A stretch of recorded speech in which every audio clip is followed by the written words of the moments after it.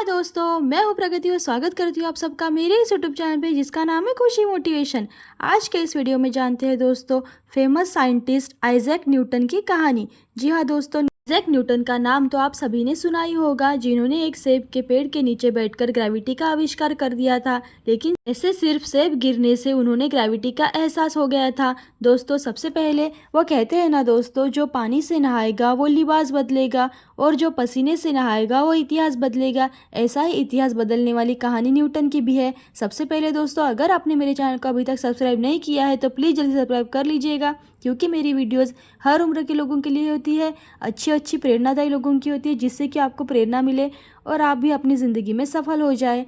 अक्सर देखा जाता है कि विज्ञान और धर्म के विशेषज्ञ आपस में किसी न किसी बात को लेकर बहस करते ही रहते हैं, लेकिन न्यूटन एक ऐसे महान वैज्ञानिक थे जिन्होंने अपने जीवन के 15 साल पूरी तरह से धार्मिक ग्रंथों के अध्ययन में समर्पित कर दिए थे। न्यूटन सिर्फ वैज्ञानिक ही नहीं थे, बल्कि author, mathematician, philosopher, theologian, historian और एक एस्ट्रोनॉमर भी थे।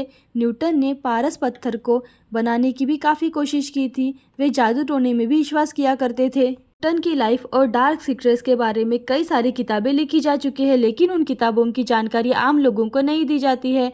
तो आज के इस वीडियो में आपको न्यूटन की लाइफ के बारे में, उन पहलुओं के बारे में बताऊंगी जिन्हें जानने के बाद आपको लगेगा कि न्यूटन एक फिलोसोफर से ज़्यादा साइकोपैथ थे। मैंने ऐसा क्यों कहा, ये तो आपको पूरी वीडियो देखने के बाद ही पता चलेगा और खुद ही एहसास हो जाएगा।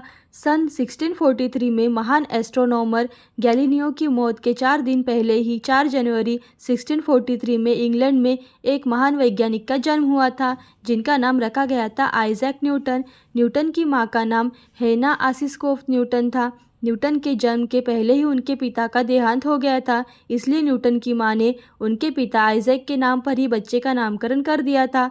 न्यूटन के माता पिता की शादी 1642 में हुई थी, लेकिन शादी के 6 महीने बाद ही 70 वर्षीय उनके पिता का निधन हो गया था। जन्म के समय न्यूटन काफ़ी कमज़ोर और दुबले पतले थे। न्यूटन की मां ने 3 साल तक तो उनकी देखभाल अच्छे से की, लेकिन बाद में उनकी मां ने डेव स्मिथ नाम के एक अमीर शख्स के साथ शादी कर ली और अपनी दुनिया बसा ली। न्यूटन की जिम्मेदारी अब उनके नाना नानी पर आ गई थी और माता पिता का साया उठ जाने से न्यूटन काफ़ी अकेला महसूस करने लगे थे। सन 1661 में न्यूटन अपना हाई स्कूल पूरा करने के बाद अपना ग्रेजुएशन की पढ़ाई पूरी करने के लिए कैम्ब्रिज यूनिवर्सिटी चले गए और ट्रिनिटी कॉलेज में एडमिशन ले लिया।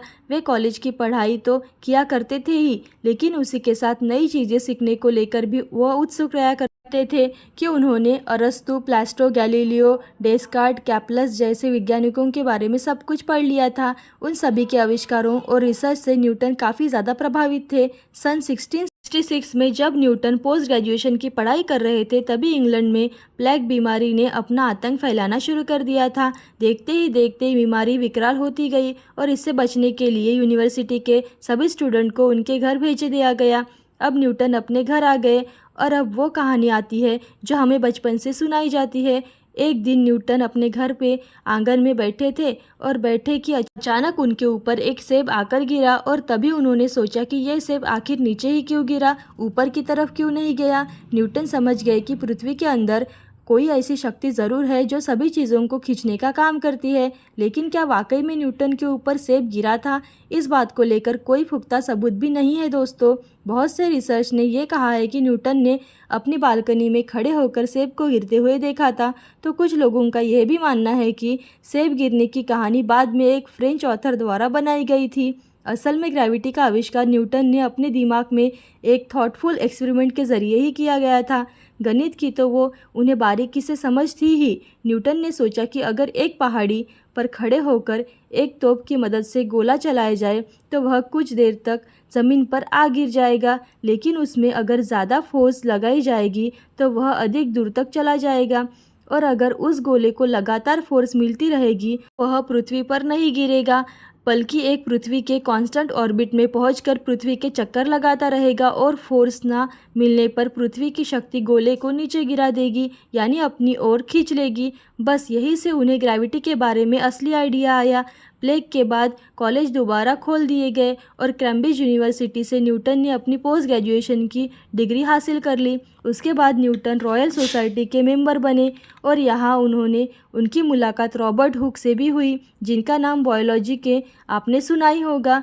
रॉयल सोसाइटी में इंग्लैंड के कई बड़े महान वैज्ञानिक शामिल थे। अभी तक सभी का मानना यह था कि सूरज से आने वाली सफ़ेद लाइट बिल्कुल प्योर होती है और उसमें कोई भी लाइट बनाई जा सकती है, लेकिन 1671 में न्यूटन ने डिस्पर्जन ऑफ लाइट के एक्सपेरिमेंट रॉयल सोसाइटी के अन्य मेंबर्स के सामने पेश किए। उन्होंने बताया कि सूर्य की रोशनी प्योर नहीं होती है, बल्कि वह 7 रंगों के मिश्रण से होती है। ये इंद्रधनुष के दौरान भी देखा जा सकता है। न्यूटन की ये बात सभी वैज्ञानिक तो मान गए, लेकिन रॉबर्ट हुक ने उनका दावा मानने से साफ साफ इनकार कर दिया। असल में रॉबर्ट हुक खुद को सर्वश्रेष्ठ समझते थे और रॉबर्ट हुक ने द्वारा नकारे जाने पर न्यूटन निराश हो गए। उन्होंने कई बार रॉबर्ट को समझाने की कोशिश की, लेकिन रॉबर्ट ने न्यूटन की बात नहीं सुनी। अब न्यूटन दुखी और उदास रहने लगे। ये सब कुछ छोड़कर घर वापस आ गए और मन की तसल्ली के लिए बाइबल पढ़ना शुरू कर दिया। कई साल तक न्यूटन ने बाइबल पढ़ते रहे, लेकिन बाइबल की सारी बातों को न्यूटन कभी सच नहीं मानते थे। उनका मानना था कि बाइबल में कई ऐसी मनगढ़ंत बातें लिखी है जिससे लोग चर्च और ईसाई धर्म से और आकर्षित हो और इससे प्रभावित हो सके। 1680 तक न्यूटन बाइबल के सभी वर्सेस को पढ़ते रहे। इस दौरान उन्होंने ब्लैक मैजिक और एस्ट्रोलॉजी के बारे में भी जानकारी हासिल की। बताया जाता है कि न्यूटन फिलोसोफर स्टोन बनाना चाहते थे, आप जिसे पारस पत्थर भी कहते होंगे और उसने नाम भी सुना होगा। एक ऐसा पत्थर होता है जिसकी मदद से किसी भी धातु को सोने में बदला जा सकता है और अगर इस पत्थर के चूरे को घोल कर पी लिया जाए तो सदा के लिए इंसान अमर हो जाता है। एक महान वैज्ञानिक द्वारा की गई इस तरह की खोज से समय लगाना और आज भी बहुत से लोगों को यकीन नहीं होता है। इस दौरान न्यूटन ने कई सारी रिसर्च की और जो उन्हें कभी दुनिया के सामने भी पेश नहीं की थी, क्योंकि उन्हें लगता था कि रॉबर्ट हुक की तरह ही दुनिया उनके एक्सपेरिमेंट को स्वीकार नहीं करेगी। 1680 में पृथ्वी के नज़दीक से एक बड़ा कॉमेट यानी कि एस्टेरॉयड गुजरा, जो लगभग 10 दिनों तक नजर आया और बाद में पृथ्वी की तरफ चला गया। लेकिन कुछ ही महीनों के बाद 1681 में फिर से एक एस्टेरॉयड नज़र आया। सभी को लगा कि ये कोई दूसरा एस्टेरॉयड होगा, लेकिन न्यूटन ने कहा कि ये वही एस्टेरॉयड है जो कुछ महीने पहले यहाँ से गुजरा हुआ था। सूर्य की ग्रेविटी से बेंड होकर वापस आया है। इसके बाद कई साल तक उन्होंने ग्रेविटी को मैथमेटिकली प्रूव करने का प्रयास किया। सन 1687 में फिलोसॉफिक नेचुरली प्रिंसिपी मैथमेटिशिया में उन्होंने ग्रेविटी को मैथ्स की मदद से साबित भी कर दिखा दिया।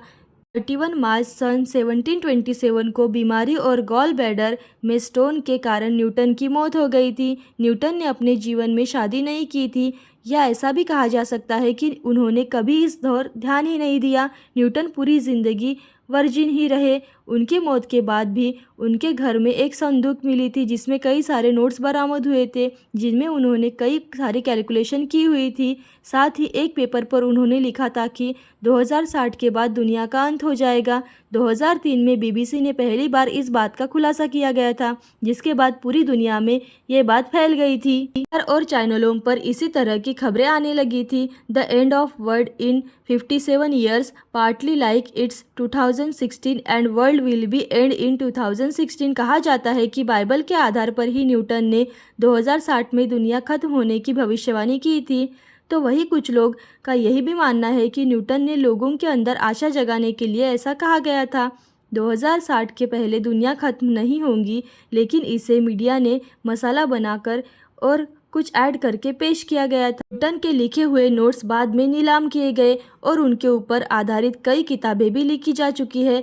यह भी कहा जाता है कि न्यूटन ने इस बात भविष्यवाणी की थी कि इजराइल एक बार फिर यहूदी राज करेंगे। न्यूटन ने अपनी लाइफ में 40 लाख से ज़्यादा शब्द लिखे थे। एप्पल कंपनी ने अपना पहला लोगो सेब के पेड़ नीचे गिरने से न्यूटन से प्रेरित होकर ही बनाया गया था, जिस पेड़ के नीचे बैठकर न्यूटन ने ग्रेविटी की खोज की थी। सन 1850 में नष्ट हो गया था वह पेड़। बाद में उसी स्थान पर उसी पेड़ को एक वंशज पौधा लगा दिया गया था, जो बाद में आज भी मौजूद है। न्यूटन के बारे में कहा जाता है कि वे एक एस्पेंजर सिंड्रोम नाम की बीमारी से पीड़ित थे, यानी कि जो सामाजिक तौर से असहज महसूस करते थे और उसी के कारण वे अपनी कई सारी रिसर्च को दुनिया के सामने दिखाना नहीं चाहते थे। दोस्तों, न्यूटन के बारे में ये सारी बातें आपको जानकर कितनी सच लगी और कितनी झूठ, इसका फैसला तो मैं आपके ऊपर छोड़ देती हूँ, लेकिन इस बात से कोई दोहरान नहीं जा सकता कि दुनिया रहेगी तब तक न्यूटन की गिनती हमेशा इतिहास के महान वैज्ञानिकों में की जाती रहेगी। न्यूटन की थ्योरीज और आविष्कारों ने साइंस को देखने का नज़रिया भी बदल दिया और आज ग्रेविटी जैसे आविष्कारों की मदद से ही इंसान चांद और मंगल ग्रह पर कदम रखने में कामयाब हो रहा है। दोस्तों, उम्मीद करती हूँ कि आपको न्यूटन की ज़िंदगी से जुड़ी बातें ज़रूर पसंद आई होगी और न्यूटन के बारे में आपको कौन सी बात ज़्यादा जानकार और ज़्यादा हैरानी वाली लगी और न्यूटन की किस बात को आप सबसे ज़्यादा प्रभावित हुए। तो ऐसे ही अच्छी और मोटिवेशनल वीडियो देखते रहने के लिए खुशी मोटिवेशन को लाइक शेयर सब्सक्राइब जरूर कीजिएगा। थैंक यू दोस्तों।